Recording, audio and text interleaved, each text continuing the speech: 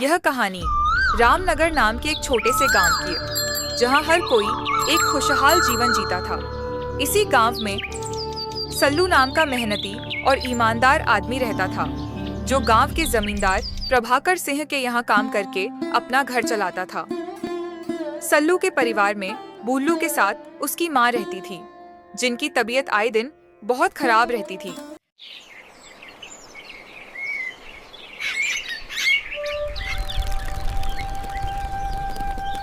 रामनगर गांव में हाल ही में मुखिया का चुनाव हुआ था, जहां इस बार जयपाल सिंह को गांव का मुखिया बनाया गया था। जयपाल सिंह को इस बार मुखिया सिर्फ इसलिए बनाया गया था क्योंकि उसने गांव वालों को बहुत बड़े बड़े वादे किए थे कि वह गांव में पक्की सड़कें और उच्च स्तर के अस्पताल और स्कूल बनवा देगा। गांव के लोगों ने भी गांव के तरक्की के चलते जयपाल सिंह को भारी मतों से गांव का मुखिया बना दिया था। जयपाल सिंह की छवि वैसे तो गांव वालों के सामने बहुत ईमानदार और नेक दिल प्रकार की थी, पर वह बहुत लालची और ठग प्रवृत्ति का व्यक्ति होता है। जयपाल सिंह को गांव का मुखिया बने अब महीने भर से ऊपर हो चुका था, परंतु उसने अपने वादों के मुताबिक अभी एक भी काम शुरू नहीं किया था।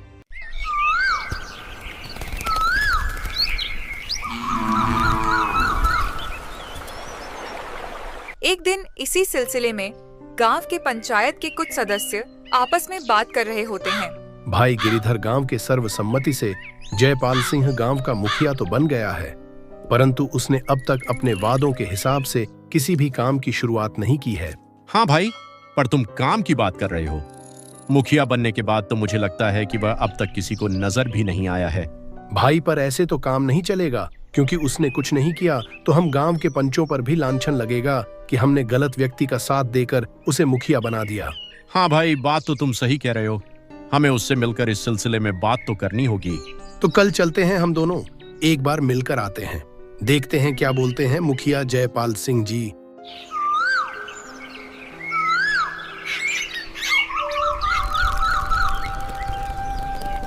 अगले दिन प्रभाकर सिंह और गिरिधर जयपाल सिंह से मिलने उसके घर के बाहर पहुंच जाते हैं, परंतु दोनों उसके घर के बाहर ही रुक जाते हैं। गिरिधर भाई, हम आ तो गए हैं, परंतु हम उससे बोलेंगे क्या? भाई, ज्यादा कुछ नहीं। हम उसे कहेंगे कि हम बस उसका हाल चाल लेने आए हैं और बातों बातों में उसने किए वादों के बारे में पूछ लेंगे। हाँ भाई, यह ठीक रहेगा, ताकि उसे यह लगे कि हम बस उसका हाल चाल लेने आए और उसी बीच गांव में काम करने की उसकी मंशा भी जान लेंगे। फिर क्या था, प्रभाकर सिंह और गिरिधर दोनों जयपाल सिंह के घर के अंदर पहुंच जाते और उसके घर का नाक नक्शा देखकर दोनों के दोनों दंग रह जाते हैं। वहां उन्होंने देखा कि जयपाल सिंह का घर नए सामान से भरा पड़ा था। जयपाल सिंह की स्थिति देखकर दोनों हैरान रह गए, परंतु इस बारे में दोनों ने उससे कुछ भी नहीं कहा और उसका हालचाल लेने लगे। जयपाल जी, कैसे हो आप? सब कुशल मंगल तो है ना? हाँ प्रभाकर सिंह भाई, सब मस्त हैं ऊपर वाले की दुआ से। और आप बताइए, कैसे आना हुआ? कुछ काम था क्या मुझसे? नहीं नहीं, बस कुछ दिनों से आपको देखा नहीं था तो सोचा आपका हालचाल लेते चले। तो हम दोनों बस आपके घर के पास से ही गुजर रहे थे, तो सोचा आपसे मिलते चले। जयपाल सिंह भाई, आप काफी व्यस्त लग रहे हैं। कहीं हमने आपको परेशान तो नहीं कर दिया अचानक आकर? नहीं भाई, बिल्कुल नहीं। वो थोड़ा गांव के कामों में व्यस्त रहता हूं तो ज्यादा बाहर आप लोगों से मिल नहीं पाता, और जब से मुखिया बना हूं तब से शहर आना जाना लगा रहता है। कभी कभी तो गांव के काम के सिलसिले में वहीं रुकना भी पड़ जाता है। अच्छा जयपाल सिंह भाई, तो कहाँ तक बात पहुंची? शहर आने जाने का कुछ फायदा हुआ या नहीं? प्रभाकर की ऐसी बात सुनकर जयपाल सिंह भली भांति बोला। कहाँ तक बात पहुंची? इसका क्या मतलब हुआ प्रभाकर सिंह भाई? वो आपने मुखिया बनने से पहले जो वादे किए थे कि सड़कें बनेंगी, स्कूल और अस्पताल बनेंगे, उन्हीं वादों के सिलसिले में शहर आना जाना लगा है ना? हाँ भाई, उन्हीं वादों के सिलसिले में तो इतना भाग दौड़ कर रहा हूँ। तो कहाँ तक बात पहुंची? क्या लगता है कब तक शुरू करेंगे आप ये काम? देखिए भाई, मैं अपनी तरफ से तो पूरी कोशिश कर रहा हूँ, पर सरकारी फंड में कुछ देरी हो रही है। आप तो जानते हैं कागजी काम में कितना वक्त लगता है। सही कहा आपने भाई, लेकिन गांव के लोग सवाल करने लगे हैं कि मुखिया बनने के बाद तो आपका दिखना ही बंद हो गया है। उन्हें तो इस बात का डर है कि आप कुछ करेंगे भी या नहीं। और आप तो जानते ही हो कि आपके मुखिया बनते समय हमने आपका बहुमत से साथ दिया था, तो हमें डर है कि कहीं ये बात हमारे ऊपर ना आ जाए। गिरिधर की ऐसी बातें सुनकर जयपाल सिंह परेशान हो जाता है और सोचने लगता है, अब इन लोगों को यहाँ से बहला फुसलाकर यहाँ से भगाना पड़ेगा, वरना बातों बातों में इन्हें मुझ पर कहीं शक ना हो जाए। गिरिधर भाई, आप चिंता मत करिए, मैंने जो जो वादे किए हैं उन सभी को मैं पूरा करूंगा, और आप लोग गांव वालों की चिंता मत कीजिए, मैं सब संभाल लूंगा। कुछ दिनों में जब वह लोग गांव का बदला हुआ स्वरूप देखेंगे तो गांव के सभी लोगों को मुझ पर भरोसा हो जाएगा। आप तो जानते ही हो ना, अच्छे काम को थोड़ा समय तो लगता है, तो बस कुछ समय रुक जाइए और फिर चमत्कार देखिए। ठीक है जयपाल सिंह भाई, पर देखिए थोड़ा कुछ जल्दी हो सके तो अच्छा रहेगा, और हो सके तो छोटे मोटे कामों की शुरुआत हो जाती तो बहुत अच्छा होता। जी भाई, मैं पूरी कोशिश करता हूं कि जल्द से जल्द गांव के काम शुरू हो जाए। फिर क्या था, जयपाल सिंह से बात करके प्रभाकर सिंह और गिरिधर दोनों उसके घर के बाहर आकर आपस में बात करने लगते हैं। गिरिधर भाई, एक बात बोलूं, मुझे तो कुछ गड़बड़ लग रही है। मुखिया बनने से पहले इस जयपाल सिंह का घर कुछ और था और आज कुछ और है। हाँ भाई, बात तो तुम पते की कह रहे हो। मुझे भी उसके घर के साजो सामान को देखकर कुछ गलत तो लग रहा है। हमें इसके हरकतों पर नजर रखनी होगी, कहीं ये कोई गलत काम ना कर रहा हो जिसकी वजह से पूरे गांव को पछताना पड़ जाए। हाँ भाई, क्योंकि अगर यह कोई गलत काम करेगा तो इसके साथ तो हमें भी घसीटा जाएगा, क्योंकि हम भी तो इसके जीत में बहुत बढ़ चढ़कर मनोरंजन कर रहे थे। गिरिधर और प्रभाकर सिंह के मन में जयपाल सिंह को लेकर शक बढ़ते जा रहा था। उन्होंने तय किया कि वह जयपाल सिंह की हर गतिविधि पर नजर रखेंगे। ऐसे ही कुछ दिन और बीत जाते हैं और अचानक अब गांव में चोरियां होनी शुरू हो चुकी थीं। चोर कभी किसी के यहाँ से पैसे चुरा लेते थे तो कभी किसी के यहाँ से उनके घर का महंगा सामान। यह सारे चोर मुखिया जयपाल सिंह के आदमी थे। वह गांव में सभी के यहाँ चोरी करवा रहा था ताकि कुछ समय में सभी लोग परेशान हो जाएं और सभी गांव वालों की मालिया हालात खस्ता हो जाए। फिर वह लोग इसके पास आकर पैसे उधार लें और उसके बदले यह उनकी जमीन अपने पास रख सके। धीरे धीरे चोरियों की वारदात बढ़ने के कारण गांव के सभी लोग परेशान होने लगे थे। इसी बीच एक दिन सल्लू के घर भी चोरी हो जाती है, परंतु उस वक्त वो सोया हुआ था, जिस कारण उसे अब तक इसकी भनक नहीं लगती है।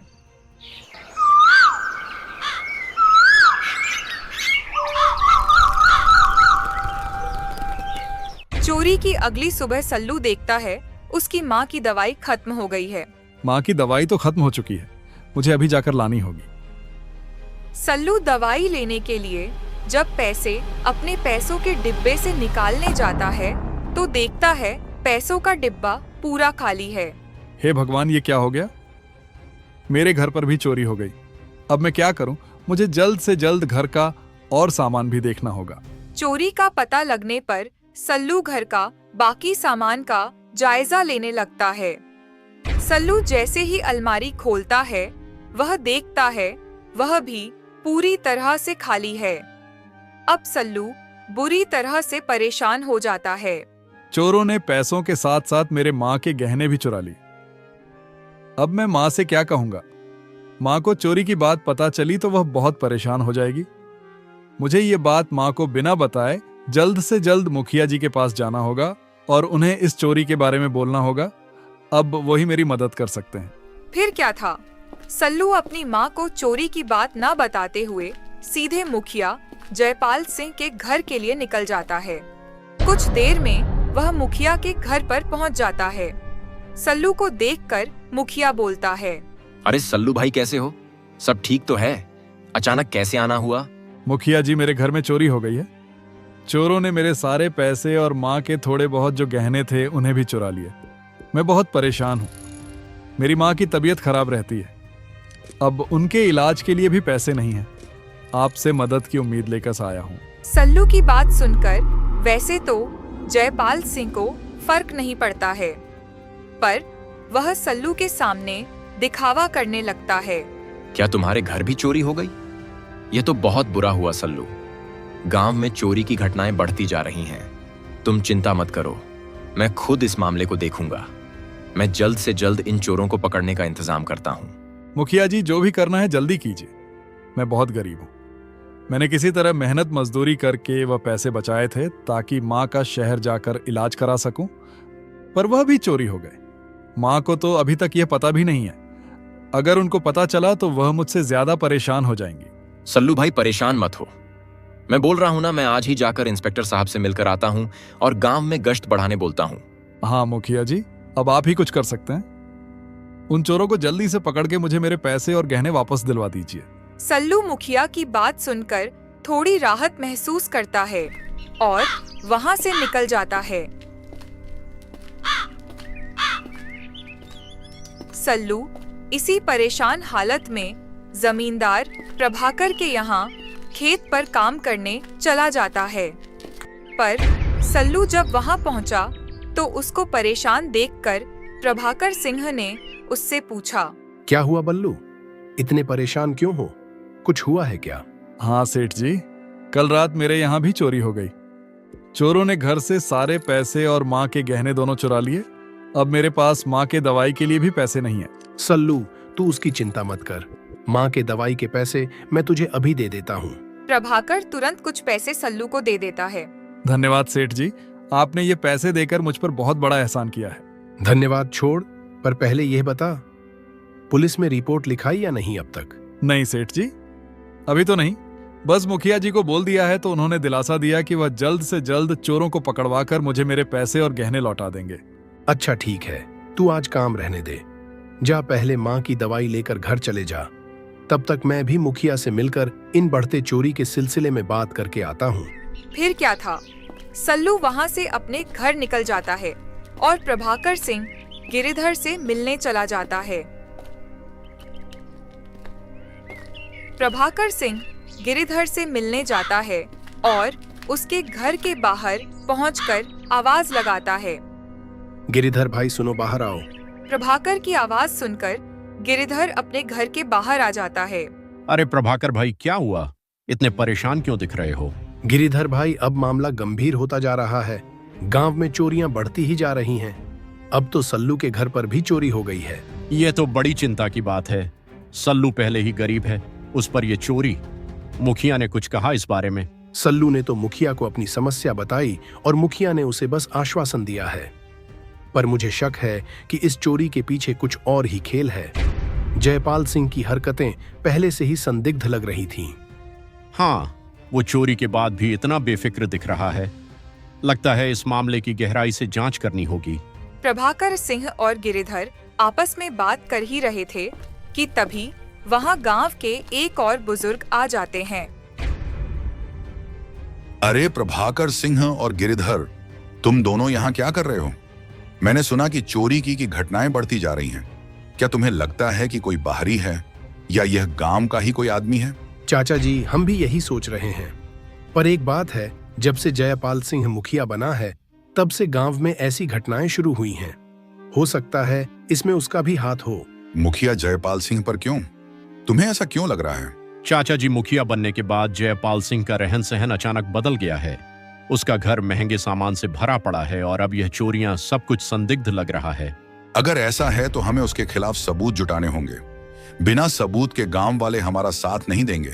पर सबसे पहले तुम एक काम करो, एक बार उससे मिलकर चोरी की बढ़ती वारदात के सिलसिले में बात करके आओ और देखो वह क्या बोलता है। अगर लग रहा है कि वह कुछ छुपा रहा है, फिर उसके खिलाफ सबूत इकट्ठा करना शुरू कर देना। हाँ, सही कहा चाचा आपने। हम पहले एक बार उससे मिलकर आते हैं। अगर कोई गड़बड़ लगी तो हम सबूत जुटाना शुरू कर देंगे।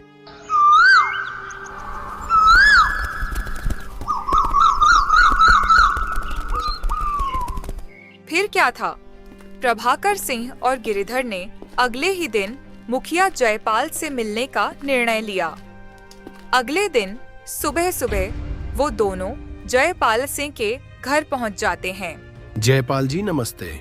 अरे प्रभाकर भाई और गिरिधर जी, आइए, क्या बात है? इतने सुबह कैसे आना हुआ? मुझसे कोई खास काम? जयपाल सिंह जी, कोई खास काम तो नहीं है, पर गांव में लगातार बढ़ती चोरियों को लेकर हम काफी चिंतित हैं। गांव के लोग भी परेशान हैं। हमें लगा कि इस पर आपसे बात करनी चाहिए, इसीलिए आपसे मिलने चले आए। गिरिधर को भी चोरी की बात करते देख जयपाल सोचने लगता है। अब यह दोनों भी गांव में चोरी की बात को लेकर मुझे हिदायत देने आए हैं। लगता है अब इन्हें भी कुछ गोलमोल बोलकर दिलासा देना पड़ेगा। हाँ भाई, मैं भी इस बारे में चिंतित हूं। मैंने पुलिस से बात की है, गश्त बढ़ाने का आदेश दिया है और इंस्पेक्टर साहब ने बोला भी है कि वह जल्द से जल्द चोरों को पकड़कर गांव वालों का सामान उन्हें वापस दिलवा देंगे, पर उसके लिए थोड़ा समय लग सकता है। लेकिन जयपाल जी, यह चोरियां अचानक इतनी क्यों बढ़ गई हैं? और गांव में ऐसा पहले कभी नहीं हुआ था। इंस्पेक्टर साहब को बोलिए कि जो भी करना है जल्दी कीजिए, वरना अगर गांव वाले कहीं अपने पर आ गए तो वह चोरों को पकड़ भी लेंगे और उन्हें सजा भी दे देंगे। नहीं भाई, ऐसा करने की सोचना भी नहीं। अगर गांव वालों ने गलती से कुछ गलत कर दिया तो कहीं ऐसा ना हो जाए कि पुलिस वाले चोरों को छोड़कर गांव वालों को ही पकड़ लें, कानून को अपने हाथ में लेने के लिए। जयपाल सिंह की ऐसी बातें सुनकर प्रभाकर सोचने लगता है, आखिर यह कैसा मुखिया है जो गांव वालों का साथ देने की जगह उन चोरों की तरफ से सोच रहा है। हाँ जयपाल भाई, हम गांव वालों को समझा देंगे, पर आखिर कब तक उनके भी सब्र की कोई सीमा है। इसलिए कह रहे हैं, जरा इंस्पेक्टर साहब को बोलिए जल्दी इन चोरों का कुछ करने। जयपाल सिंह भाई, मुझे ऐसा लग रहा है चोर कोई हमारे गांव का ही है, क्योंकि बाहर का होता तो 1 दिन 2 दिन चोरी करके फरार हो जाता, पर यह चोर बिना डरे रोज रोज चोरियां कर रहे हैं। सही कह रहे हैं भाई आप। मैं कहता हूं इंस्पेक्टर को, पर भाई मुझे लगता है यह बाहरी लोगों का काम हो सकता है। शायद हमारे गांव को निशाना बनाया गया हो।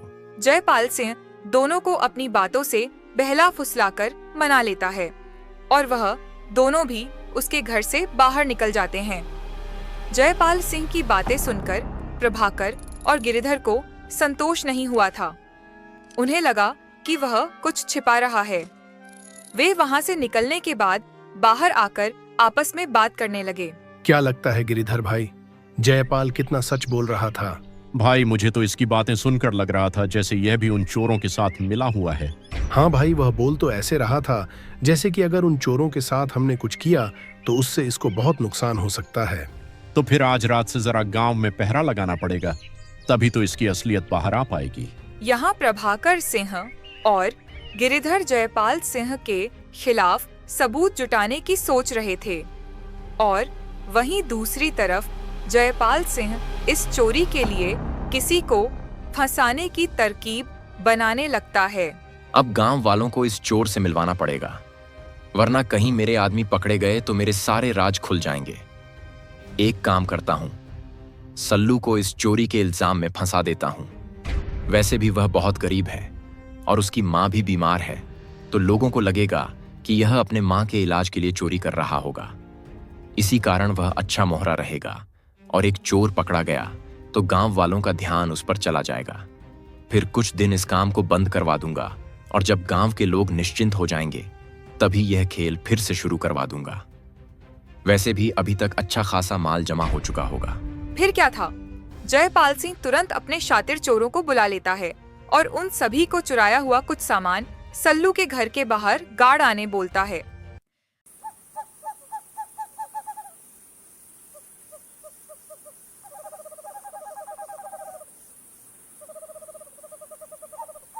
उसी रात प्रभाकर सिंह जयपाल के घर के बाहर छुपा हुआ होता है।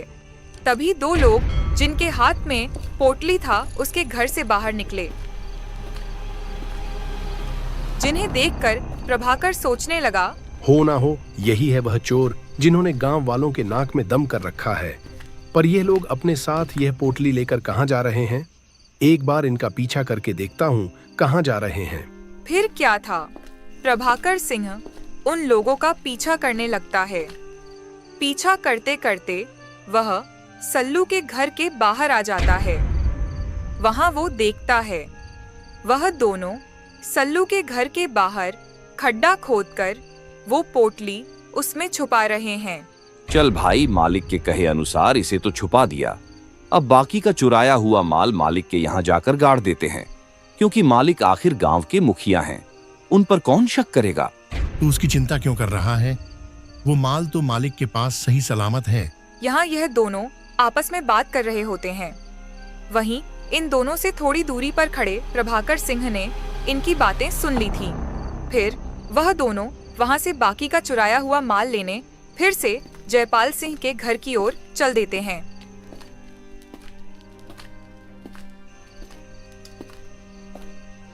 प्रभाकर फिर से उन दोनों का पीछा करने लगता है। फिर जब वह जयपाल सिंह के यहाँ पहुंचा तो उसने देखा कि वह दोनों एक बड़ा सा संदूक जयपाल के घर के पास वाले जमीन पर गाड़ रहे होते हैं। अच्छा, तो सारा चोरी का माल यहाँ छुपा दिया और थोड़ा माल सल्लू के घर के यहाँ रखकर सल्लू को फंसाने की साजिश करने वाले हैं। ठीक है, कल देखो मैं क्या खेल खेलता हूँ। मुखिया जी, पुलिस को भी तुम खुद बुलाओगे और पुलिस आकर तुम्ही को पकड़ेगी। फिर क्या था, प्रभाकर सिंह तुरंत से गिरधर से मिलने उसके घर पहुंच जाता है और उसको सारी बात बता देता है और साथ ही साथ उसको मुखिया को फंसाने की तरकीब भी बता देता है।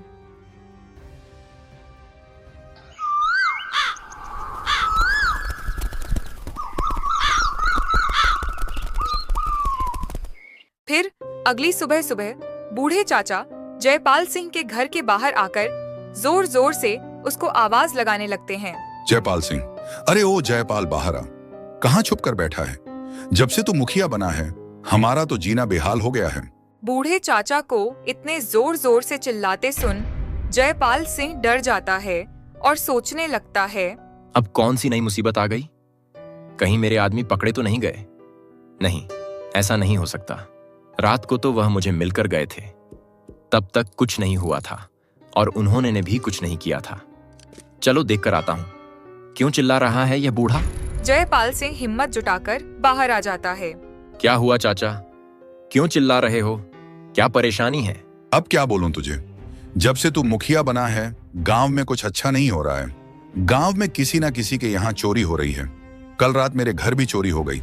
अभी यहाँ बूढ़े चाचा और जयपाल बात कर रहे थे, तभी वहाँ गिरधर आ जाता है।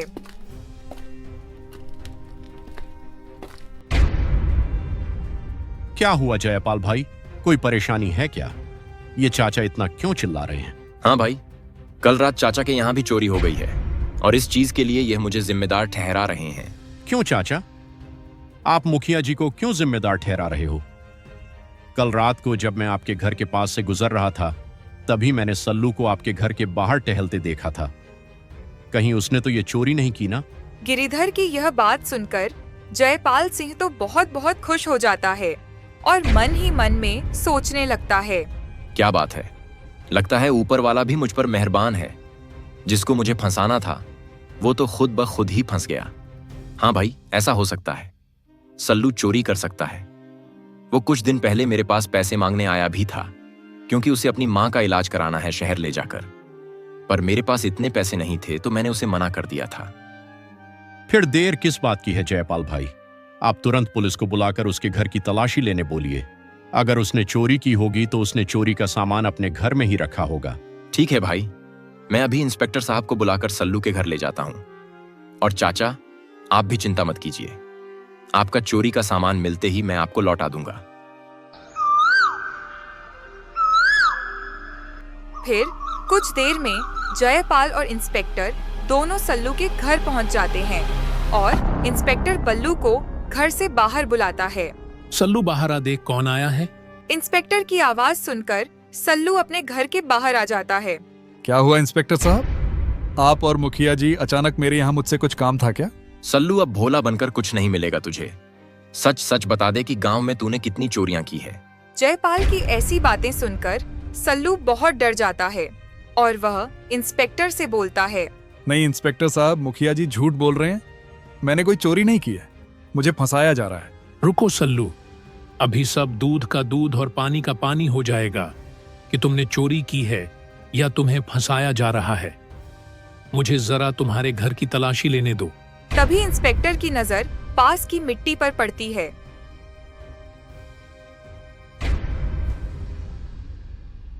और जब वह उसे हटाता है तो वहां से पोटली मिलती है। पोटली को देखकर सल्लू तो चौंक जाता है, पर जयपाल सिंह बहुत खुश होता है और इंस्पेक्टर पोटली को हाथ में उठाकर मुखिया से बोलता है, मुखिया जी, यह रहा आपका मुजरिम। अब बोलिए क्या सजा देना है इसे। इंस्पेक्टर साहब, ले जाइए इसे और डाल दीजिए जेल में। इसने सभी गांव वालों के नाक में दम कर रखा था। नहीं मुखिया जी, मैंने कोई चोरी नहीं की है। पक्का मुझे फंसाया जा रहा है। तभी वहाँ प्रभाकर आ जाता है और इंस्पेक्टर से कहता है,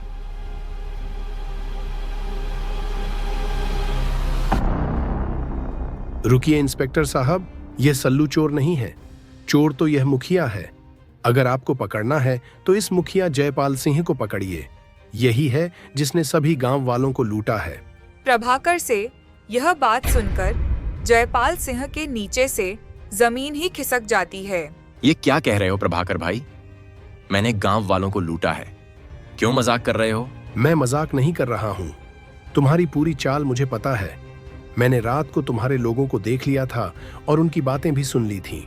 और जिस इंस्पेक्टर को तुमने बुलाया है, इन्हें पूरी बात पता है। ये बस तुम्हारे सामने अनजान बन रहे हैं। इस समय तुम्हारे वाले दोनों आदमी भी जेल में हैं और उन्होंने तुम्हारे खिलाफ कबूलनामा भी दे दिया है। यह सारी बातें सुनकर तो जयपाल पसीने से पानी पानी हो जाता है। अब चुप रहकर कुछ नहीं होगा। बताओ, तुमने गांव वालों के साथ ऐसा क्यों किया? जयपाल को समझ गया था कि अब चुप रहकर भी उसको कोई फायदा नहीं था, इसलिए उसने अपनी सारी कहानी सुनानी शुरू कर दी। मुखिया बनना तो मेरे तरकीब का एक हिस्सा था।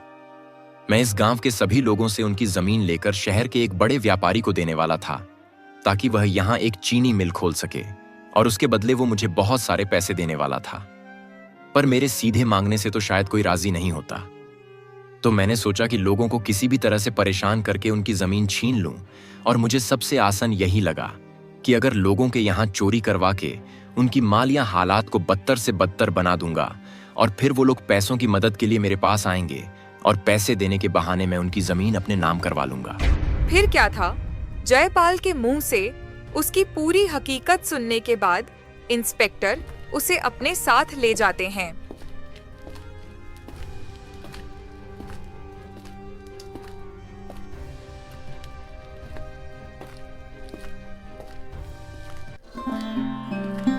धन्यवाद सेठ जी। अगर आप अपनी चतुराई नहीं दिखाते तो मुखिया जी पूरे गांव के सभी चोरी का जिम्मेदार मुझे ठहराकर मुझे अंदर करवा देते। दोस्तों, इस तरह बेईमान मुखिया की सच्चाई भी सबके सामने आ गई और गांव की चोरियों का भी अंत हो गया। तो दोस्तों, कहानी आपको कैसी लगी हमें कमेंट में जरूर बताएं।